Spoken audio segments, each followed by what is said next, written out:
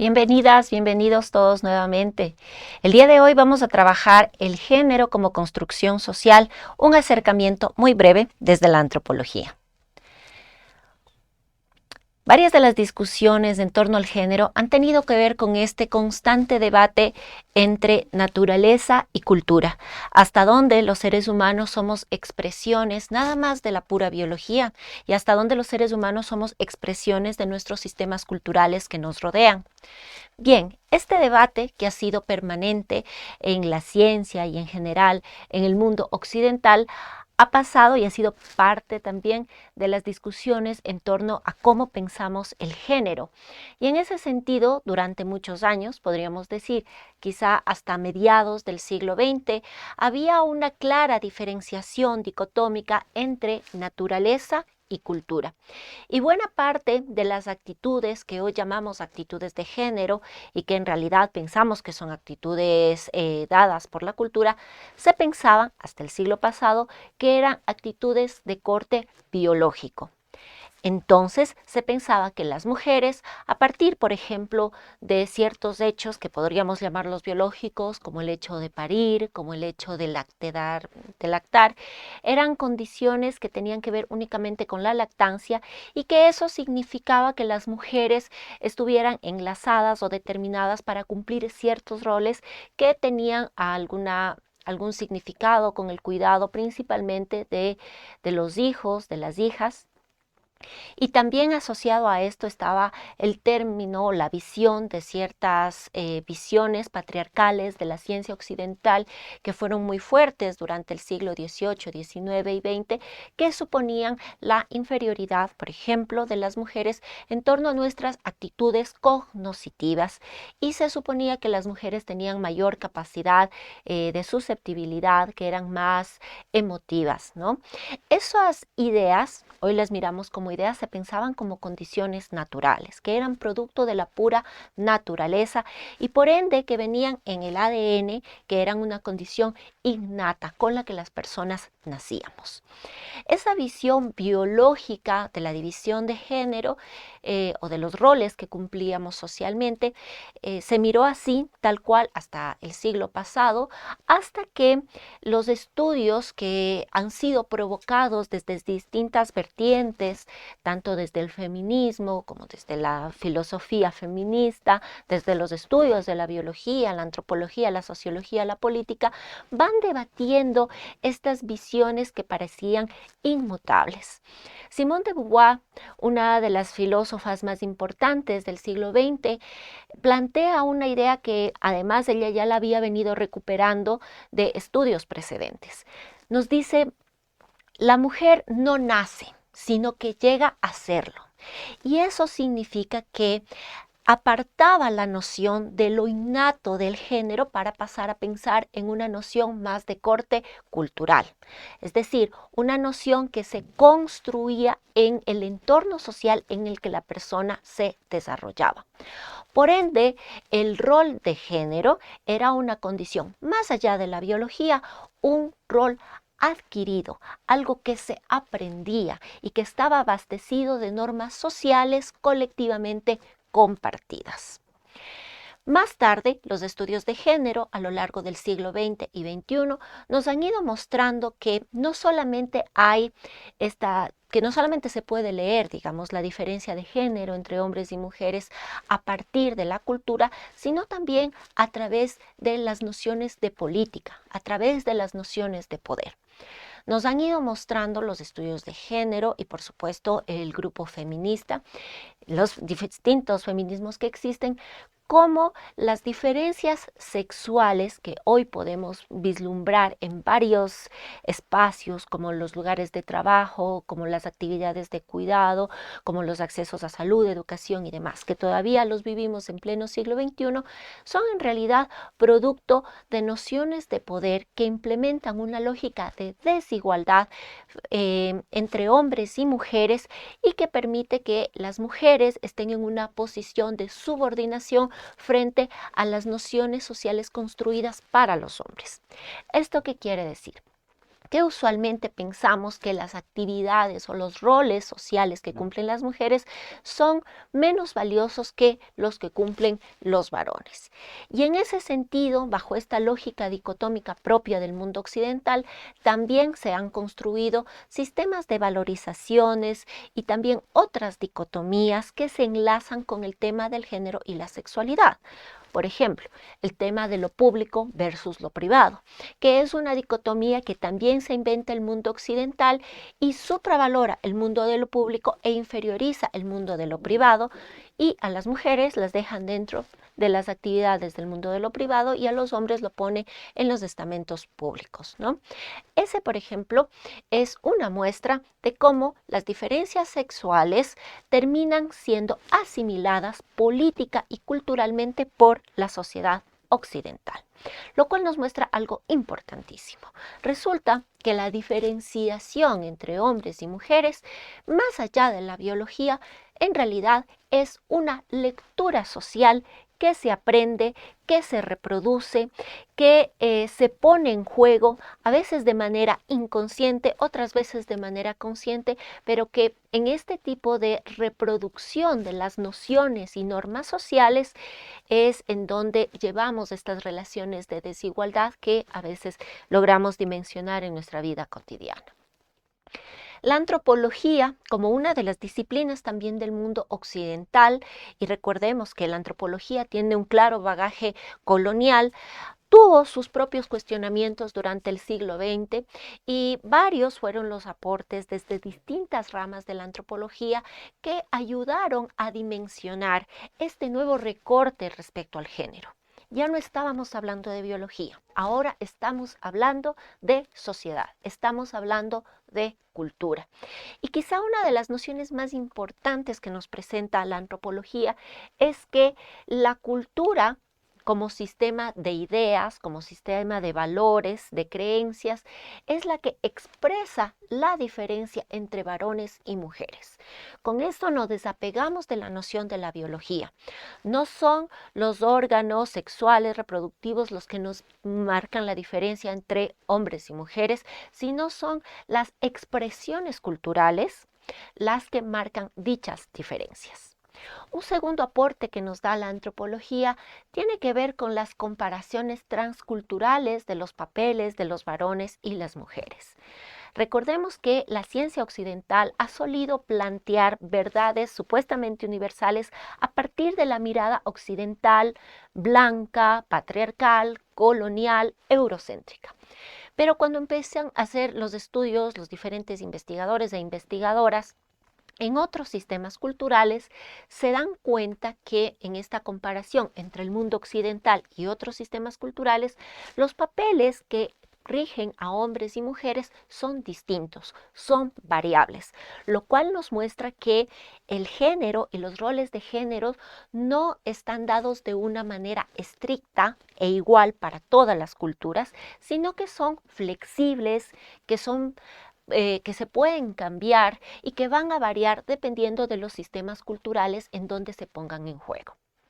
Una tercera idea que nos plantea la antropología tiene que ver con las diferencias conductuales como culturales. Este fue un trabajo que presentó Margaret Mead, que era propia de la escuela particularista de Franz Boas. Ella era una norteamericana que para el año de 1935 plantea un estudio muy interesante que nos muestra que algo tan naturalizado como la personalidad en realidad no tiene mucho de natural, no tiene mucho de biología, sino que más bien muta según el sistema social en el que se desarrolle dicha personalidad. Esta idea que planteó Margaret Mead y que por muchos años no fue tomada en cuenta precisamente porque habían otros órdenes, otras premisas en las ciencias sociales, fue retomada sobre todo para los años 70, donde nos van mostrando las diferentes investigaciones y sobre todo los estudios en género que eso que llamamos la personalidad propia de los hombres, que la asociamos usualmente con mayor fortaleza, con mayor fuerza y la mayor debilidad de las mujeres, en realidad son nociones propias del mundo occidental y que han sido implementadas en un sistema que suele plantear ese tipo de normativas para los roles de género entre hombres y mujeres. Si miramos estas nociones o si hacemos esta visión en otras culturas, comparamos las personalidades, las formas de expresar lo que llamaríamos hoy la masculinidad, la feminidad en otros sistemas culturales, vamos a ver que esas expresiones son diferentes. Por otro lado, otro aporte de la antropología tuvo que ver con el estatus sexual como algo aprendido. La cultura, como sabemos, son nociones, ideas, visiones morales que las aprendemos dentro de un sistema colectivo al que nos pertenecemos. En ese sentido, el estatus sexual, es decir, el valor que se otorga a hombres o mujeres, tiene mucho que ver con el lugar, el espacio donde se desarrollan las personas. El estatus diferencial entre hombres o mujeres tiene que ver con los sistemas sociales y como en Occidente se ha dado, y por eso se llama esto patriarcado, el estatus masculino ha sido sobrepuesto o más y mejor valorado que el de las mujeres. A esta noción se llama precisamente el patriarcado. Y las personalidades que se construyen dentro de esa dicotomía y lógica de poder entre hombres y mujeres, quién vale más, quién vale menos, cuál es el estatus mejor reconocido socialmente y cuál es el estatus peor reconocido, va a tono con la organización de la personalidad, es decir, con la organización más interna, menos visible, pero que se reproduce en la cotidianidad, en las relaciones con los otros. Finalmente, otro de los aportes que nos da la antropología tiene que ver, y este es un aporte muy interesante que plantea Claude Lévi-Strauss para los años 60, nos muestra que en realidad todas las sociedades piensan sus divisiones internas a partir de sus propias nociones de naturaleza y cultura. ¿Esto qué quiere decir? Que la división masculino-femenino, que los roles que cumple cada uno de estos roles, hombres o mujeres, o incluso otros géneros, tiene que ver en realidad con cómo cada cultura ha planteado la noción de la biología y su noción de cultura. Porque recordemos que la noción biología, cultura, es igualmente la que hemos aprendido usualmente es la noción occidental, pero si miramos desde otros puntos de vista, desde otras culturas, y como lo plantea, como se plantea en el trabajo de Lévi-Strauss, por ejemplo, lo crudo y lo cocido, hasta dónde cada cultura flexibiliza la noción de naturaleza y hasta dónde le da una explicación más social a determinadas acciones que va cumpliendo. Entonces, en ese sentido, también cada sociedad plantea hasta dónde un hombre es un hombre, hasta dónde una mujer es una mujer y hasta dónde también es posible que existan otras diversidades de géneros. Recordemos que cada cultura finalmente construye sus propias nociones, ideologías, normas y valores morales en función de una constitución histórica previa. Bien, otro de los aportes y creo que este es el aporte central que nos ha traído los estudios sociales y en específico la antropología, la sociología, como decía previamente, tiene que ver con que nos ponen la noción de que el género en realidad es un rol, es una asignación, es algo que se construye en sociedad. Más allá del individuo o de la individua, vivimos en un entorno sociocultural donde el rol que tenemos nos es asignado, es reproducido, es asimilado y nos permite relacionarnos con otras personas, ¿no? Los lenguajes, las maneras de expresar nuestras corporalidades, nuestros sentimientos, tiene que ver con ese entorno sociocultural al que respondemos. Esa es la razón por la cual el género se convierte en un espacio, en una categoría que puede ser entendida desde las ciencias sociales y ya no desde la biología. Bien, dada la diversidad de entornos sociales, de entornos socioculturales, las asignaciones de género son obviamente diversas. Entonces, aquello que entendemos como hombre, como mujer o como otros géneros no es lo mismo en Katmandú, no es lo mismo en las zonas rurales ecuatorianas, no es lo mismo en África, no es lo mismo en Europa. Las diferentes geografías, las diferentes disputas históricas, ¿no? Han provocado, obviamente, que las asignaciones de género que se producen localmente sean también diferentes. Y hay algo muy interesante aquí también. Eso significaría que el rol de género no es algo universal ni para todas las mujeres ni para todos los hombres, sino que el rol de género se lo pone en juego en la medida en que las necesidades sociales, ¿no? En la medida en que los juegos sociales que están alrededor de nuestra sociedad nos determinen qué cosas son necesarias para la construcción de este orden social. ¿Mm? Con esto, ¿qué queremos decir? Si vemos que hay una sociedad, por ejemplo, que está empobrecida, que no tiene, las personas no pueden pagar una niñera para que cuide a los bebés, lo que suele hacer una sociedad es organizarse comunitariamente para que alguien cuide de los niños y de las niñas. Usualmente esta categoría de cuidado se las designan a las mujeres, entre ellas las abuelas o tías de los niños, pero cuando estas mujeres hacen otro rol, como por ejemplo trabajar por un salario, son los hombres los que asumen el sistema de cuidado. Pero en general el cuidado se queda dentro de la familia, dentro de la organización, si es que no hay para pagar una niñera.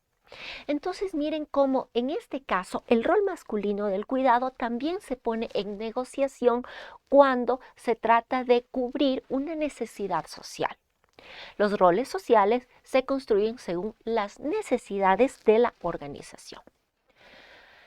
Otro tema importante del género tiene que ver con esto que además ha sido un planteamiento que ha venido sobre todo de la voz de los movimientos feministas, que tiene que ver con la subordinación. ¿La subordinación es una cuestión universal o es una cuestión particular? Es un tema que estaba como muy pendiente en el siglo pasado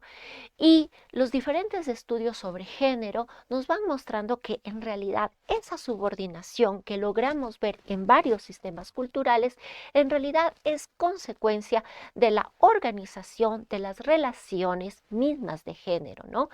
Bueno, ¿cómo una sociedad plantea el orden de género? ¿Qué roles, qué normativas tiene para determinados cuerpos? Y en función de esa organización de los roles es en donde se produce la subordinación. Es la misma sociedad la que produce las nociones de superioridad o inferioridad.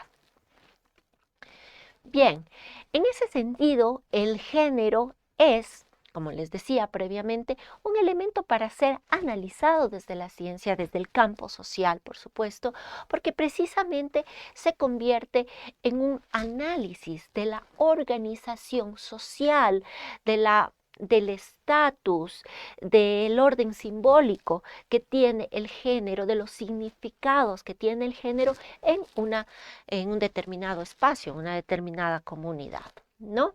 Bien, el género, por ende, hay que mirarlo como una categoría del orden social, como una categoría que puede ser explorada más allá de la biología, y en ese sentido es importante enfocarnos en estos tres puntos que tienen que ver con la organización misma del género. En primer lugar, hay que ver las condiciones sociales, las condiciones estructurales, si se podría decir, o al menos así se le llama en la sociología, como las estructuras sociales, es decir, las normativas, las ideas, las normas morales que son colectivamente compartidas e individualmente producidas y reproducidas, cómo le dan forma a los individuos, cómo además toda una sociedad se organiza muy informalmente, por supuesto, pero cómo una sociedad se organiza para producir ciertas normativas que son asimiladas por los individuos y en ese sentido cómo se van reproduciendo estas normas, ideas y morales de generación en generación. También cómo hay ciertos cortes, ¿no?, intergeneracionales en torno a las normativas, ideas y morales. Otro punto importante de asumir el género como algo que pueda ser estudiado desde las ciencias sociales tiene que ver con el orden simbólico mismo del género. ¿Qué queremos decir con el orden simbólico? Con el orden de los significados que tiene el género. Es que cuando hablamos de hombres, mujeres o diversidades sexogenéricas, no solamente estamos hablando de cuerpos, ¿no?, de algo material, sino que también estamos hablando de una serie de asociaciones que a veces son corporalizadas, que otras veces son sentidas, que otras veces son asumidas en forma de prácticas. Pero lo que estamos viendo es todo ese orden social que se produce en el mundo de lo simbólico, en el mundo de aquello que aparentemente no se ve, pero que está presente y que tiene una fuerza importantísima, el orden de lo simbólico, en torno a las relaciones que se producen entre hombres, mujeres y diversos géneros. Eso es importante, digamos, porque lo simbólico, por ejemplo, de ciertos roles de género asignados, por decir, la maternidad o el mantenimiento de los hijos, de las hijas, que es un rol que usualmente se les da a los hombres, nos propone ciertas categorías de análisis, sobre todo para la antropología, porque nos permite determinar a través de estas categorías, de estos roles, de estas actividades, qué está detrás, cuáles son los significados que están detrás de esas actividades. Y finalmente tenemos el orden de lo político. Como habíamos explicado desde un inicio, los estudios de género nacen a la par del análisis del poder. Y es que, por supuesto, el género no se escapa a este orden que atraviesa las relaciones sociales, que atraviesa las estructuras, que atraviesa el orden de lo simbólico. Y es que lo político tiene que ver con la organización del poder dentro de una sociedad. ¿Sí? Recordemos que los roles de género también son productos de la autoridad social. Y no estoy hablando por autoridad social a una persona que legítimamente ha sido reconocido como autoridad, sino en general este orden que plantea una jerarquización de sujetos, ya sea una jerarquización formalizada o informal, pero este orden jerarquizado está atravesado por categorías de poder, por nociones de poder, por quién vale, por quién no vale, por qué es aceptable, qué no es aceptable, y dentro de este orden está la noción de lo político. Bien, estas condiciones tenemos que aprender a dimensionarlas en los diferentes roles de género, en las diferentes actividades que cumplimos con nuestros roles de género, en las formas en cómo expresamos nuestras corporalidades, nuestros sentimientos, nuestras subjetividades, en cómo nos relacionamos con las personas, porque en toda esta organización están atravesando tanto las nociones estructurales como las nociones simbólicas, asimismo como las nociones de poder que se ponen en juego dentro de una sociedad.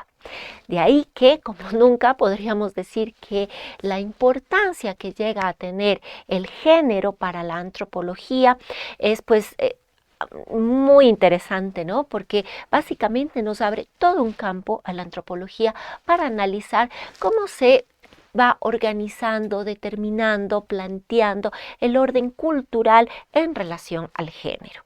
Y por supuesto, la antropología también ha sido, como vimos en los anteriores aportes, ha dado varios insumos para comprender la noción de género desde el punto de vista social, despegándolo de la condición biológica previa que se había asumido hasta el siglo XX. En ese sentido, cabe decir también que la misma antropología antropología se ha cuestionado a sí misma en algunas asunciones previas que tenía. Y gracias en buena parte a los movimientos feministas, también a los estudios científicos de mujeres feministas también, que han puesto signos de interrogación a algunas afirmaciones que precisamente provenían de científicos europeos, blancos, hombres, ¿no? Y entonces estas preguntas que empiezan a hacer, estos cuestionamientos, ha provocado que la misma antropología vaya cambiando de matices en torno a cómo va aceptando o interpretando las diferentes nociones de género. Entonces, en ese sentido, vemos que los movimientos feministas y las científicas feministas también, la producción de género, sobre todo que se produce a partir de los años 60 y 70, que también coincidentemente tiene que ver con el boom del ingreso a universidades de mujeres, nos da nuevos elementos para repensar una antropología que hasta el siglo XX tenía una obvia, venía en clave masculina. Y ventajosamente, estos nuevos estudios que vienen además de diferentes corrientes cuestionan esa visión masculina que tenía la antropología y empiezan a romper ciertas nociones que estaban previamente muy estructuradas.